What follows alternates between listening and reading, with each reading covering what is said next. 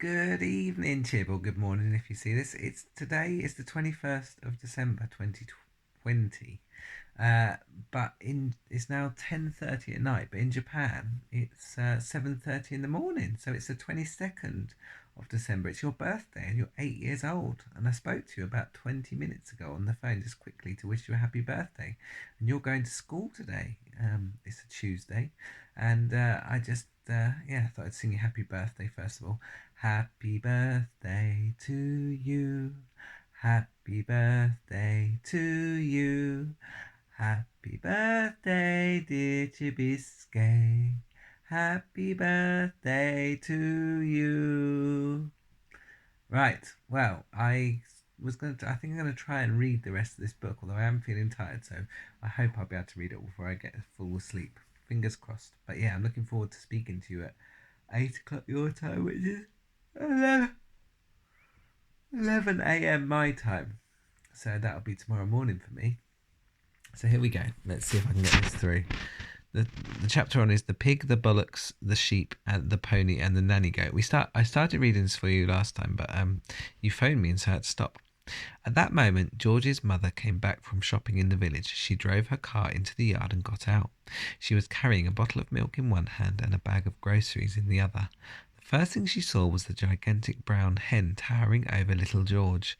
She dropped the bottle of milk. Then Grandma started shouting at her from the rooftop, and when she looked up and saw Grandma's head sticking up through the tiles, she dropped the bags of groceries. "How about that then, eh, Mary?" Grandma shouted. "I'll bet you never seen a hen as big as that. That's George's giant hen, that is." But, stammered George's mother. "It's George's magic medicine," Grandma shouted. "We both of us had it, the hen and I." Oh my goodness. "But how in the world did you get up to the roof?" cried the mother. "I didn't," cackled the old woman. "My feet are still standing on the floor in the living room." This was too much for George's mother to understand. She just goggled and gaped. She looked as though she was going to faint. A second later, George's father appeared. His name was Mr. Killiecranky. Mr. Cranky was a small man with bandy legs and a huge head. He was a kind father to George, but he was not an easy person to live with, because even the smallest things got him all worked up and excited. The hen standing in the yard was certainly not a small thing, and when Mr. Cranky saw it, he started jumping about as though something was burning his feet. "Great heavens!" he cried, waving his arms. "What's this? What's happened? Where did it come from? It's a giant hen. Who did it?" "I did," George said. "Look at me!" Grandma shouted from the rooftop. "Never mind about the hen. What about me?" Mr. Cranky looked up and saw Grandma. "Shut up, Grandma," he said. It didn't seem to surprise him that the old girl was sticking up through the roof. It was the hen that excited him. He had never seen anything like it, but then who had? "It's fantastic!" Mr. Cranky shouted, dancing round and round. "It's colossal. It's gigantic. It's tremendous. It's a miracle. How did you do it, George?" George started telling his father about the magic medicine. While he was doing this, the big brown hen sat down in the middle of the yard and went cluck, cluck, cluck, cluck, cluck, cluck, cluck, cluck. Everyone stared at it.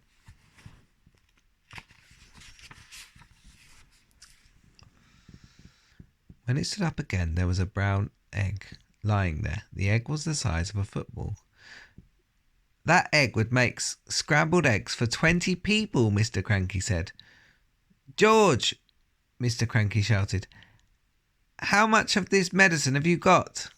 "Lots," George said. "There's a big saucepan full of it in the kitchen, and this bottle here's nearly full." "Come with me," Mr. Cranky yelled, grabbing George by the arm. "Bring the medicine. For years and years I've been trying to breed bigger and bigger animals. Bigger bulls for beef, bigger pigs for pork, bigger sheep for mutton."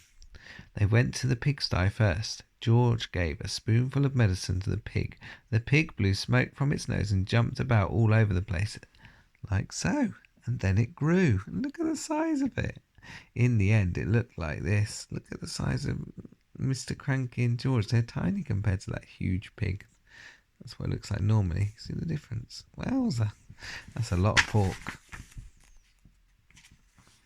Yeah, it's only a few days till Christmas, so I've got the Christmas lights out. Wow, look at this. They went to the herd of fine black bullocks that Mr. Cranky was trying to fatten for market. George gave each of them some medicine, and this is what happened. Look at the size of them. Look, there's Mr. Cranky and George, and look how big the cows are. They're monstrous. Then the sheep. There's Mr. Cranky feeding one, and then look at the back. That's a lot of lamb, or mutton, as they say, because muttons are old sheep. He gave some to his grey pony, Jack Frost. And finally, just for fun, he gave some to Alma, the nanny goat.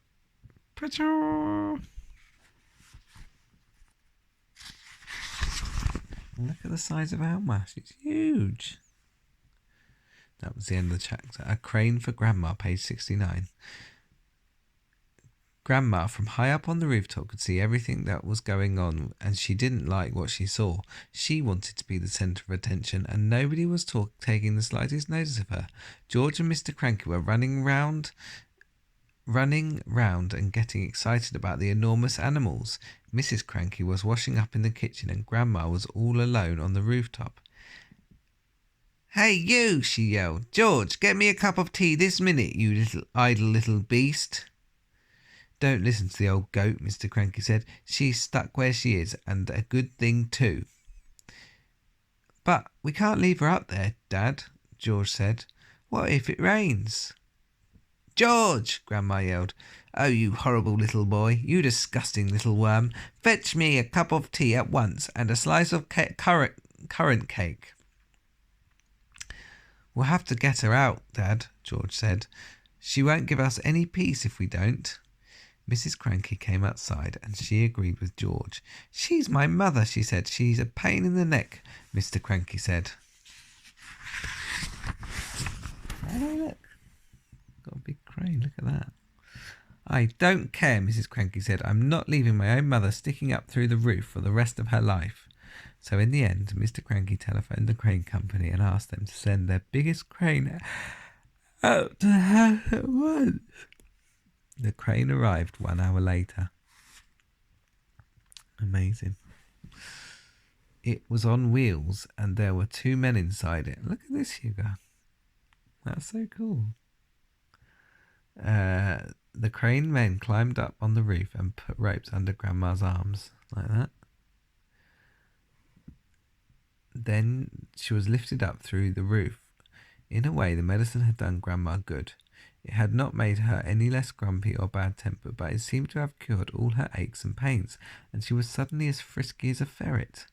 As soon as the crane had lowered her to the ground, she ran over to George's huge pony, Jack Frost, and jumped on to his back. This ancient old hag, who was now as tall as a house, then galloped about the farm on the gigantic pony, jumping over trees and sheds and shouting, "Out of my way! Clear the decks! Stand back! All!"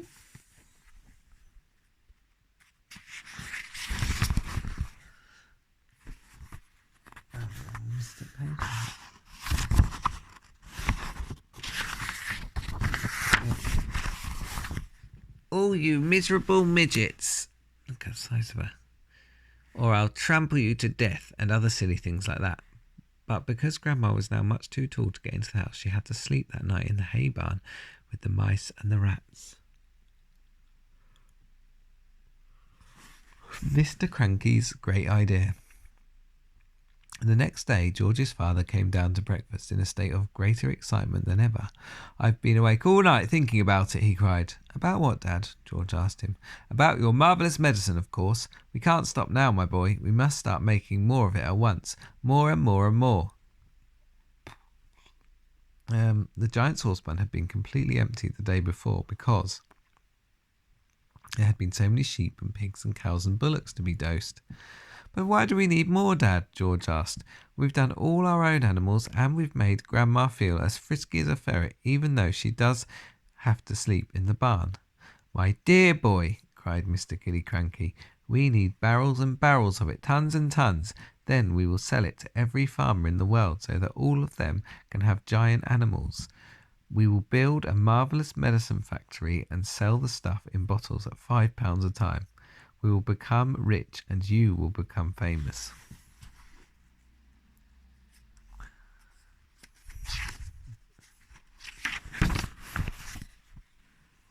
But wait, Dad, George said.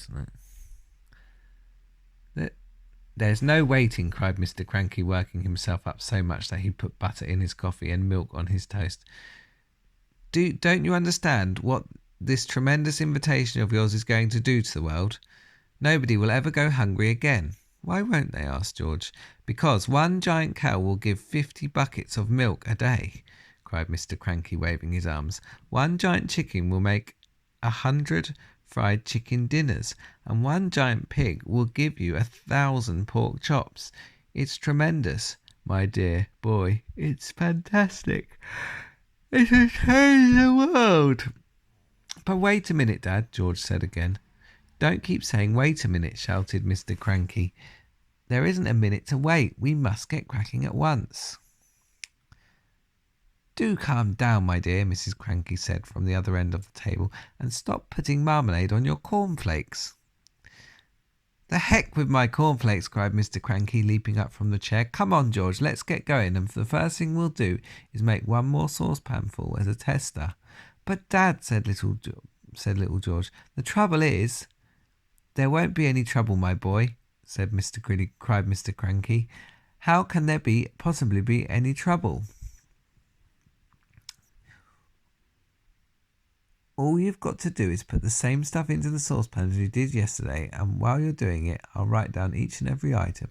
That's how we'll get the recipe. How we'll get the magic recipe. But, Dad, George said, please listen to me. Why don't you... Listen to him, Mrs. Cranky said. The boy's trying to tell you something. But Mr. Cranky was too excited to listen to anyone except himself, and then he cried, when the new mixture is ready, we'll test it out on an old hen just to make sure, absolutely sure, we've got it right. And after that, we'll all shout hooray and build the giant factory. But, Dad, come on then, what is it that you want to say?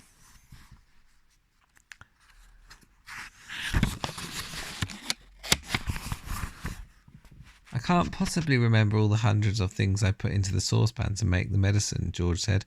Of course you can, my dear boy, cried Mr. Cranky. I'll help you. I'll jog your memory. You'll get it in the end. You see if you don't. Now then, what was the very first thing you put in? I went up to the bathroom first, George said. I used a lot of things in the bathroom and on Mummy's dressing table. Come on then, cried Mr. Cranky. Up we go to the bathroom.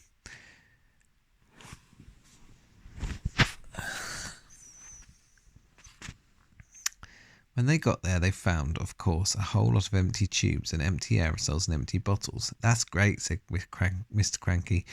That tells us exactly what you used. If anything is empty, it means you've used it. So Mr. Cranky started making a list of everything that was empty in the bathroom. Then they went to Mrs. Cranky's dressing table. A box of powder, said Mr. Cranky, writing it down. Helga's hair set, flowers of turnip perfume. Terrific.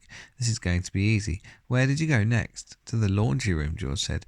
But are you sure you haven't missed anything out up here, Dad? Said Dad. That's up to you, my boy, Mr. Cranky said. Have I? I don't think so, George said. So down they went to the laundry room, and once Mr. Cranky wrote down the names of all the empty bottles and cans.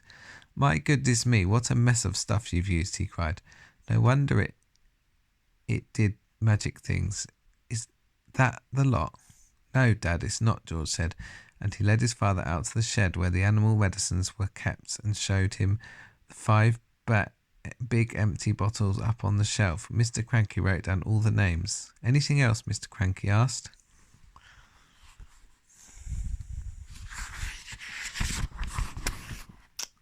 Little George scratched his head and thought, but he couldn't remember having put anything else in. Mr. Cranky leapt into his car and drove down to the village and bought new bottles and tubes and cans of everything on the list. He then went to the vet and got a fresh supply of all the animal medicines George had used. Now, show me how you did it, George, he said. Come along, show me exactly how you mixed them all together. I think that might be the end for today. I'm sort of feeling very tired, but I will read some more and get it uploaded soon. Okay, well, I hope you've had a lovely birthday. I'm going to get the rest of this up very soon. Um, and yeah, I can't wait to speak to you later on. I love you lots. Night night.